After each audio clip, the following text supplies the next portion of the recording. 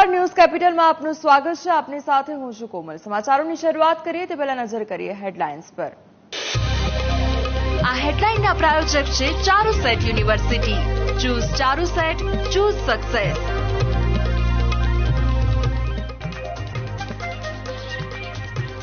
સતત ત્રીજી વખત નરેન્દ્ર મોદીના પીએમ તરીકે શપથ લેવાની તૈયારીઓ શરૂ. શ્રીલંકા, ભૂટાન સહિતના દેશના વડાઓને મોકલ્યું આમંત્રણ. કાલે બીજેપી અને એનડીએના સાંસદોની મળશે બેઠક. દિલ્હીમાં ઇન્ડી ગઠબંધનની બેઠકમાં લેવાયો મહત્વપૂર્ણ નિર્ણય. ઇન્ડી ગઠબંધનનો સરકાર નહીં બનાવી વિપક્ષનો બેસવાનો નિર્ણય. ખડગેએ કહ્યું, યોગ્ય સમયે યોગ્ય પગલાં લઈશું.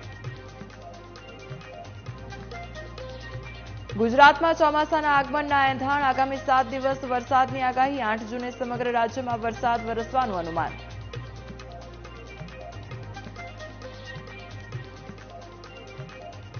સુમુલ ડેરીની પશુપાલકોને મોટી ભેટ. ભેંસના દૂધના ખરીદ ભાવમાં કિલો ફેટે 20 રૂપિયા અને ગાયના દૂધના ખરીદ ભાવમાં 15 રૂપિયાનો કરાયો વધારો.